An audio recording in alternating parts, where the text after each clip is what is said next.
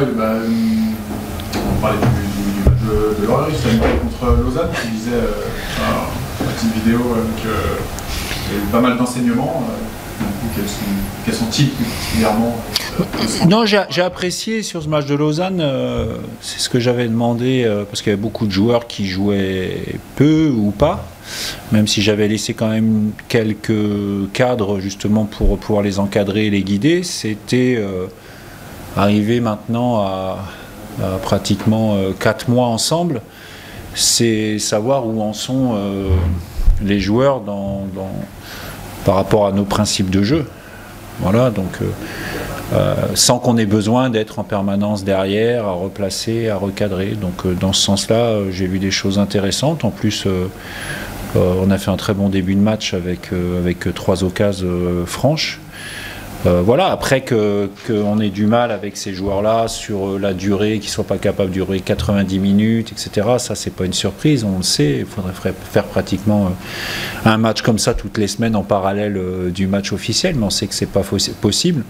En plus on a une réserve qui joue à un niveau qui est assez bas quand même, et en plus dans des conditions avec un terrain synthétique à domicile qui est limite jouable, donc ça ne nous donne pas tant de perspectives que ça pour pouvoir les voir et leur donner du temps de jeu. Le déplacement à Lorient, c'est le premier gros rendez-vous, en tout cas pour le grand public, on va dire, sur une équipe comme Metz, le PFC, qui fait partie normalement sur le papier des équipes qui devraient jouer la montée, quoi, est-ce que tu le vois comme ça? Pour nous, il y a beaucoup de gros matchs. Hein. On a beaucoup de gros matchs à faire parce qu'il y a beaucoup d'équipes qui sont quand même, je dirais, en termes de structure, d'infrastructure, budget, qui sont mieux que nous. Lorient en fait évidemment partie parce que ça fait partie de ces clubs qui redescendent de Ligue 1. Encore une fois, faut prendre c'est notre président qui disait ça l'autre jour, et à juste titre. Il faut savoir que tous les clubs qui étaient il y a 2 ans, 3 ans en Ligue 1 et qui sont aujourd'hui en Ligue 2, c'est des clubs qui ont bénéficié quand même de l'argent de CVC. Hein. Vous savez quand même que Clermont, par exemple, c'est pratiquement une 40aine de millions d'euros qu'ils ont récupéré à ce moment-là.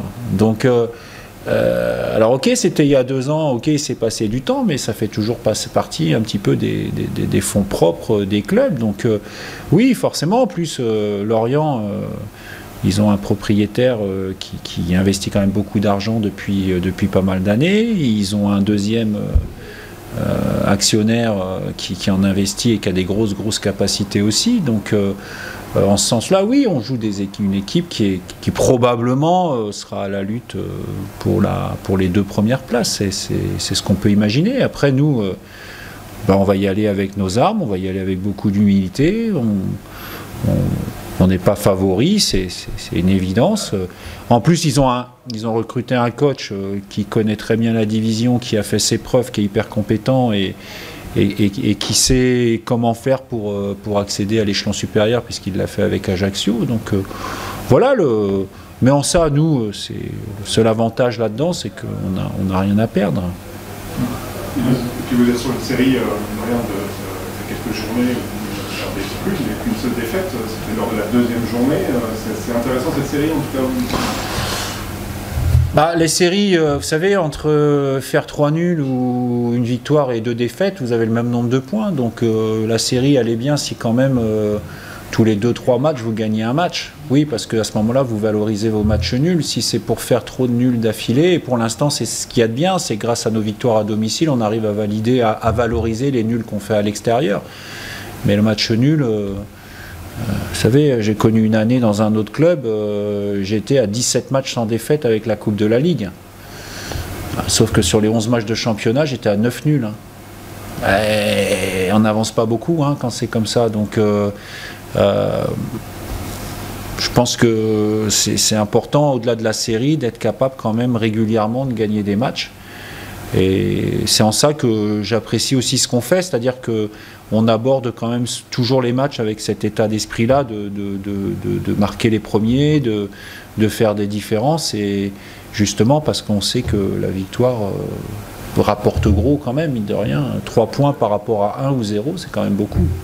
D'un point de vue physique, cette trêve, elle a fait du bien? Elle fait toujours du bien parce que ça permet de récupérer des joueurs qui ont besoin de repos, de se reconditionner un petit peu. Elle fait du bien parce que après ce match de Lorient, enfin déjà on joue samedi, il faudra rejouer vendredi, et après le match du vendredi contre Laval, on repart sur une semaine avec un match à Grenoble le mardi et on recevra à nouveau Pau à domicile, donc sur une série de 3 matchs en une semaine. Donc ça permet de préparer tout ça. Nous on a la chance, entre guillemets, de ne pas avoir beaucoup d'internationaux, donc on peut travailler avec tout le monde, c'est appréciable. Oui. Allez, à Lorient, là, en étant dans cette position-là, 5e, est-ce que c'est une derrière quand même agréable? Tu disais, il n'y a pas grand-chose à faire. Ce serait, aussi, je trouve que faut faire attention à ce qu'on dit. Les mots, je dis aux joueurs, des fois, les mots, ils ont un sens. Pour moi, dire que ce serait agréable d'aller à Lorient dans cette position-là, c'est déjà un manque d'humilité, je trouve. On va jouer une des meilleures équipes du championnat, un club qui est un club plus de Ligue 1 que de Ligue 2, il faut bien le reconnaître, des infrastructures, qui a fait ses preuves, une identité de jeu. Dire que c'est agréable d'y aller, j'y vais avec beaucoup d'humilité, en sachant que le challenge est relevé, prêt à le relever, avec notre esprit compétiteur, mais dire que c'est agréable, même si on arrivait à rapporter quelque chose, je ne suis pas sûr que ce soit très agréable. Je suis sûr, ce dont je suis sûr, c'est que ça sera un match à nouveau compliqué. C'est pour ça que tout à l'heure, par rapport à la première question, dire c'est le premier gros match, non, nous on a pratiquement que des gros matchs. La preuve, on a parlé d'une seule défaite. La défaite, on l'a contre Martigues, qui est pour l'instant dans le bas du classement. Donc il n'y a pas de cette Ligue 2, il n'y a pas de petit match. Non, je disais, sans avoir un gros déplacement, sans avoir le couteau sous la gorge, avoir 3 points de mais on l'a le couteau sous la gorge. On l'a le couteau sous la gorge. Aujourd'hui, on a 9 points d'avance sur le barragiste, potentiellement. D'après si je mes comptes sont bons. Pardon si je me trompe. Voilà. On a déjà eu 9 points d'avance dans le passé. D'accord? Donc, et puis parler de ça, qu'est-ce qui va se passer demain? On ne sait pas. Après-demain, on ne sait pas. Donc déjà, on va Lorient, et puis après Lorient, on s'occupera de Laval, et puis ainsi de suite. Ce que je dis aux joueurs, des fois les joueurs ils viennent me voir, ils me disent « Ouais, mais coach, mon avenir... » Ouais, je dis « Le meilleur moyen de préparer ton avenir, c'est de penser qu'au prochain match. » Mine de rien, ça reste le meilleur début de saison du SNC depuis son retour en Ligue 2, même avant. C'est quand même un élément de satisfaction. Peut-être... Honnêtement, on n'attendait peut-être pas à un début de saison comme celui-ci, avec tous les mouvements qu'il y a eu aussi à l'intersaison. Mais dire qu'on avance, c'est bien, parce que c'est le cas. Je rappelle, pour signifier, quand je suis arrivé ici, on m'a demandé un maintien tranquille. Bon, aujourd'hui, grâce au travail de tout le monde à nouveau, on est à parler d'un bon début de saison. Donc en ça, oui, on avance. C'est-à-dire que la situation du club aujourd'hui, elle est meilleure que celle qu'elle était quand je suis arrivé. Et de la même manière que la situation du club quand je suis arrivé, elle était bien meilleure que 3 ou 4 ans auparavant grâce au travail de mes prédécesseurs, puisque c'est un club qui est monté régulièrement depuis 10 ans maintenant et qui est reparti très bas pour se retrouver aujourd'hui en Ligue 2. Donc c'est en ça que c'est positif et que sur le moyen terme, on va dire, le club est en train d'évoluer, mais c'est une remise en cause permanente parce que tous les week-ends, il y a 3 points en jeu et qu'il faut avancer si on veut perdurer à ce niveau-là. Donc on apprécie, mais nous, on doit avoir cette qualité-là, c'est de surtout ne pas s'endormir sur nos lauriers en se disant « Oh là là, qu'est-ce qu'on est bien », se gratter le nombril et puis penser que tout va aller comme ça. Aujourd'hui, il n'y a que 8 journées, il y en a 34. Hein. C'est long. Hein.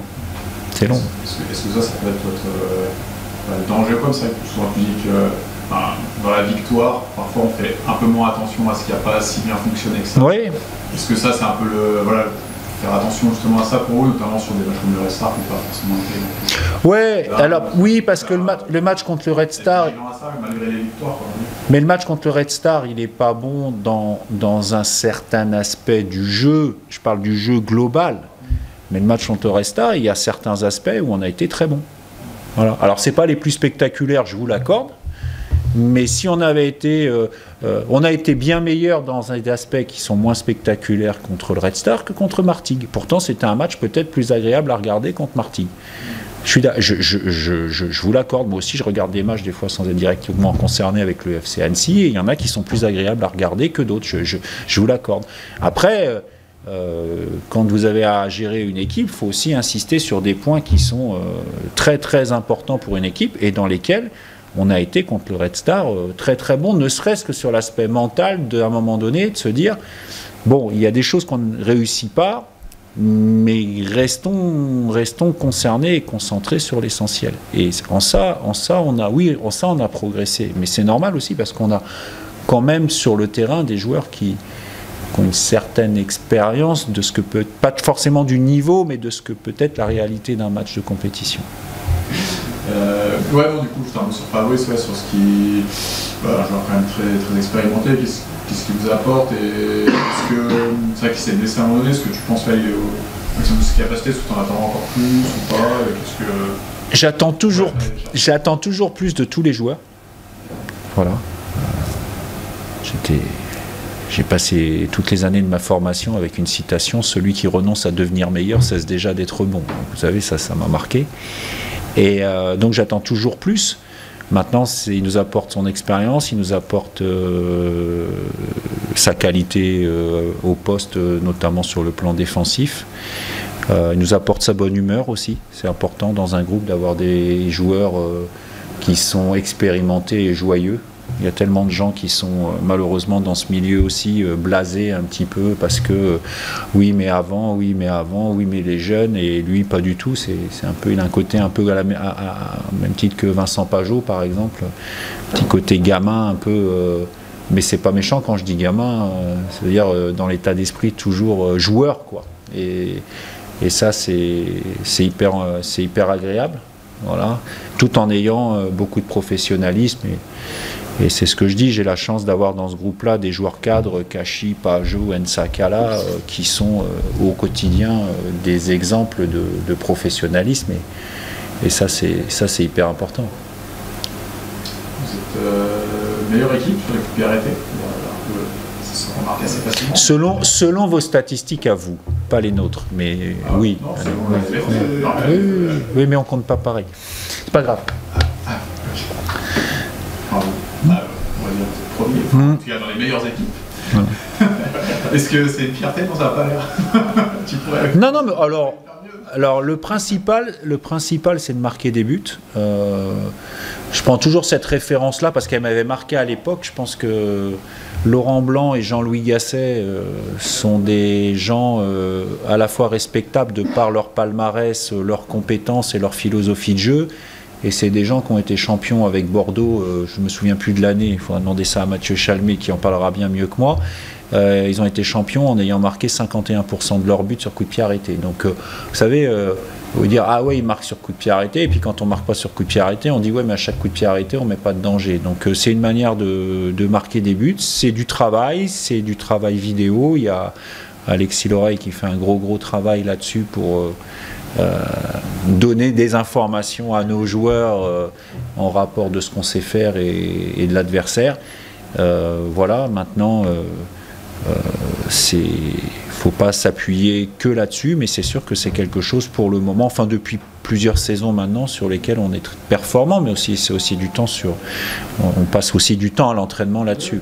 Non mais c'est vrai, j'imagine que ça prend du temps, mais c'est mieux quand ça paye aussi, parce que il y a des saisons. On a la chance aussi, sincèrement, d'avoir depuis plusieurs saisons des frappeurs qui ont beaucoup de qualité. Oui. Voilà. Que ce soit Yo de Moncy, Josué aussi a cette qualité-là. On avait quand même Nordine Candil, on a eu Jean-Jacques Rocky à un moment donné.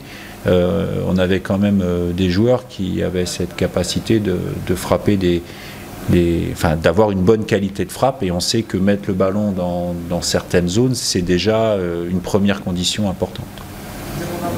Sur les forces en présence.